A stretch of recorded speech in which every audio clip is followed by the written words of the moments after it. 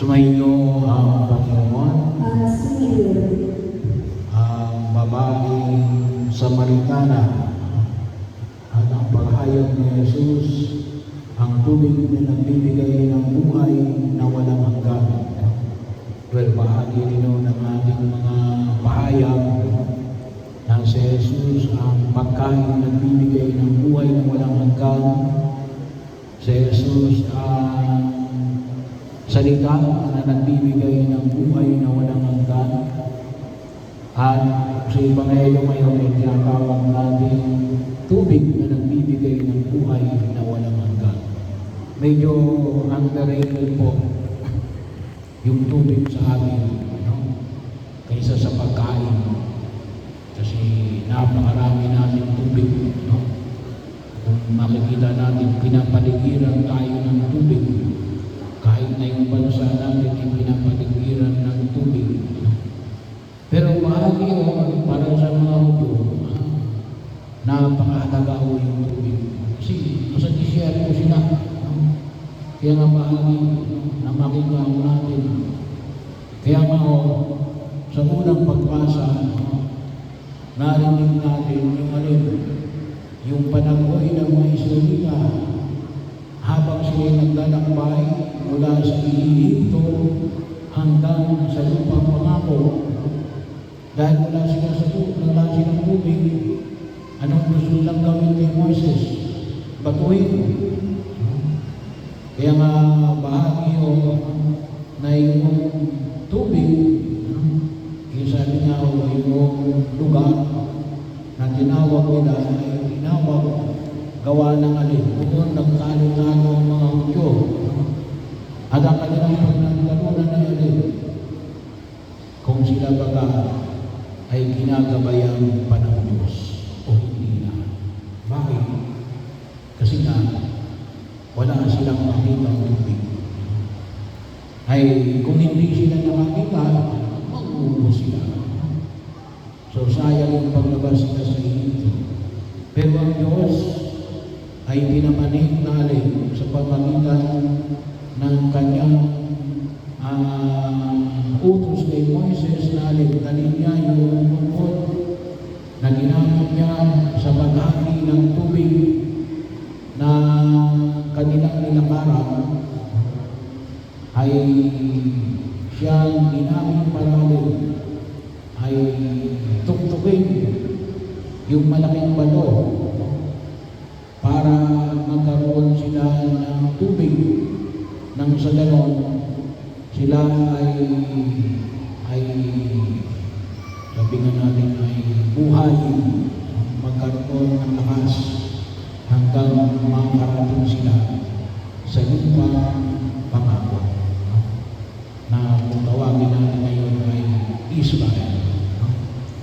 So bahagi mo yun sa Ebanghelyo na makita natin yung pag-uusap ng Samaritana, babaeng Samaritana ni Jesus na mundo siya ay sinimulan sa pamagitan ng pagiging ng tubig ni Jesus. Pwede bang makiinom?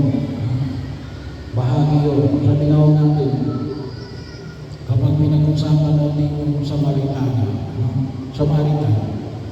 ang Samaritana yan ay mga mamamayan na nasasakop ng probinsya ng Samaria. Kaya ang sabi natin, anong saan ng Samaria? Depende mo sa panahon. Noong panahon ni Haring David at ni Haring Solomon, kabahagi yan ang kabuuan ng Israel. So pagkakataon, sabi nga ng depende sa panahon. Noong panahon ni Jesus, yan po tutusin kasi pagkatapos na ni Haring Solomon, nahati na yung Israel. Nahati na sa Northern Kingdom at saka sa Southern Kingdom. O kung tawagin natin ni alin, makikita niyo kapag kayo nagbabasa ng banal na kasulatan sa lumang iba, makikita niyo alin, yung kaharian ng Juda at ang kaharian ng Israel. Yung north ay ang kaharian ng Juda at ang south ay ang kaharian ng Israel. At yung ito'y ang north, ang naging sentro ay Jerusalem. Yung south, ang naging sentro ay ito, yung lugar na sa Ebanghelyo natin ngayon sa araw na ito, no? Sa Samaria, sa Sicar, so bahagi yun. Kaya yung pungalitan ng mga Palestinian, no? Ay medyo malalim po yan, no? Kasi yan ay alitan na makita natin kasi yung Samaria ay nasa south. Tama, nasa south. At yun ngayon, yung tinatawag natin Palestinian Authority, hindi na usapang ng Israel yan. Biblically, no? Kaya kung tinanong ng Israel, anong tinutukoy? Biblically o present Israel? No? Pero kapag sinabi mo present Israel, ang Samaria ay under ng political na kung tawagin natin ay Palestinian Liberation Office. No? Pero under ng military rule ng Israel. No? Kasi magkalapit lang. Bahagi yun. But anyway, no? Para lang maintindihan natin alin, may ating kalutong na ito. Pero pahayag natin, tinatawag din sila ng Diyos. Bahagi yun na kung saan ay sinimula na Jesus natin, humingi ng tubig. At kung sila nag-uusap, sinabi na Jesus natin, ako ang tubig na nagbibigay ng buhay na walang hanggan. Anong sabi nyo sa Manila? Wala ka kayong panalo. Eh siguro, yung atin, kasi kapag tayo may balon, kasama na yung panalo. Nung panahon ni Jesus, yung balon, and even before, may balon dyan. Pero ikaw magdadala ng panalo mo. Yun na rin yung pagdadagyan mo ng iyong lagayan. Sa inyong panahon ngayon, kaya talagang walang panalo doon sa mga balon na nakita natin sa Ebanghelyo. Pero yun ay ninayos ni Jesus na magandaan para ipakilala natin siya yung hinihingi ng Mesiyas, hindi lamang sa mga Israelita, hindi lamang sa mga Hudyo, kundi sa kasama na riyan yung mga Samaritano ay lahat ng tao ay pwedeng tumugon sa panawagan ng ating Panginoong Hesus Kristo. Kaya mga bahagi mo, kung saan makita namin yung mahalagaan ng tubig, kaya sa iba ay maaaring hindi kasing intense na damdamin na naranasan sa lumang tipan yung ating pagkakuhaw. Kasi talagang pinag-uusapan niya yung buhay o kamatayan. Pero pag inagawin mo natin ngayon, sinasabi ko, may lalong-lalong yung panahon na tag-init. Bagamat may nagsasabi na hindi pa kayo tag-init ako, kasi kapag dumating na yung last Wednesday, tinutuloy ko na tag-init. Abutin na naman ngayon, medyo umambod. Medyo nawala yung init namin ngayong araw na ito. Pero kung yung mapapansin yung mga nakalalang araw, ay napakainit. Ay uminom tayo ng tubig. Tayo ay kinakailangan uminom ng walong basong tubig every day. No? So bagaman hindi naman tayo mamamagay sa uhaw, ano nyo, sabi ko nga, napakalagay ng tubig. Kasi at sabi ko nga, kung iinom kayo ng tubig, kung maaari sa isang baso, malagay kayo ng isang kurot ng asin sa inyong tubig para sa inyo, water retention. Para tumagal yung tubig sa katawan natin, hindi ka agad ma-dehydrate. kayo nagkakasakit, at di ba, kausap ko kahapon isa sa mga kabataan, na hospital daw siya, bakit dehydration? Bakit ko ngayon marami ang inaatake sa puso, maraming stroke, dehydration, lumalapot ang dugo. Isa sa dahilan, hindi lang yun ang dahilan. Ano? Kasi pag lumapot ang dugo mo, talagang magsisigit ng dibdib mo, may stroke ka. Kaya napakahalaga ang tubig, ang sapat na tubig na kinakailangan natin inumin. At naman, makita natin na ito yung kahalagaan ng tubig na nagbibigay ng buhay na wala hanggan. Yung tubig na maghahatid sa atin sa tunay na kaligayahan na dulot ng pagliligtas ng ating Panginoon sa Kristo. Sa paano mga maraan na nakita namin ito, ay isang po rito ay yung pag-aayuno, pananangin, abstinensya, kawang-kawa, pero isa po sa huwag namin kalimutan ngayong panahon na ito rin, mangumpisal tayo, bahagi yun. Siguro sasabihin natin na wala naman tayong malaking kasalanan. Hindi naman tayo nakapatay ng tao. Wala tayong maliit na kasalanan, ikumpisan natin. Minura mo yung anak mo, hindi kaya yung tatay mo, yung sagalit mo, hindi kaya ay kinismis mo yung kapitbahay mo. Kumpisan natin. Hindi napakalaki kasalanan. Hindi mortal sin. Kasi kapag mortal sin, as soon as possible, dapat pinukumpisan natin. Pero lalo po, pakinabangan natin, lalo-lalo na ngayong panahon na ito, ng Kwaresma at ng Advento. Bakit?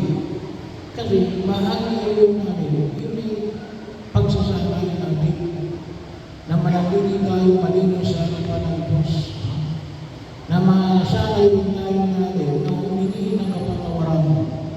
Paano tayo magkakaroon ng pagkasanay na madaling makahingi ng kapatawaran kung hindi tayo nasanay ng mga umpisa? Pag-aamin ng ating mga kasalanan sa harapan ng Panginoon may kapal. Yun ay kung tawagin natin ngayon, Christian discipline. May mga kapatid tayo, mga kanilang devotion ngayon, mga umpisa every month. Kahit na walang malaking kasalanan, kung nabanggit ko, meron pa nga iba, alam mo every week, nangungumpisa. Meron po noon, wala ka lang dito sa pangit. Pero mahagi yun na sana makinaw natin. Ano ba? Sabi nga, paghahanda, kanina inilibing yung isang 28 na tayo years old na nasa kasaan. Bahagi yun. Maliwanag na lang kapag tayo ay nasanay tayo ng isa, nasabi natin na nakapaganda talaga tayo. Bahagi yun na huwag natin kalimutan. Ano ba? Sa panahon ng Kwaresma, tayo ay nagbibisita sa iglesia. At isa mo sa biyaya na ibinibigay ng pagbibisita sa iglesia natin, lalo-lalo na sa mga suray. Kasi ngayon ay bagamat hindi na ngayon jubilee, may mga suray.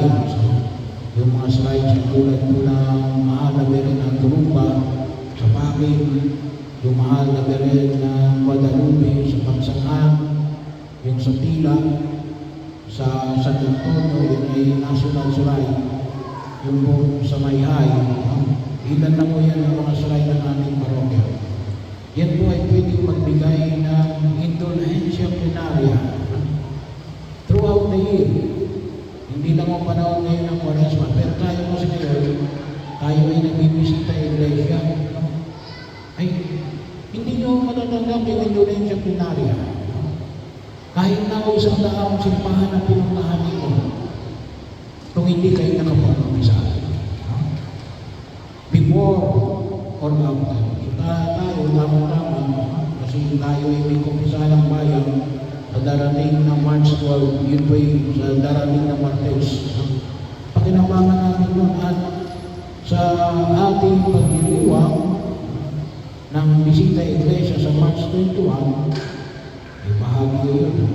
11 days, tama-tama, 4 to 15 days before or after, ay tayo ay makapag-umpisa marami, makakalitan tayo ng indulhensya plenaria. Para kanino? Para sa iyo mismo na nagdiriwang noon at pwede niyong ialay sa mga mahal natin sa buhay na namayapa na.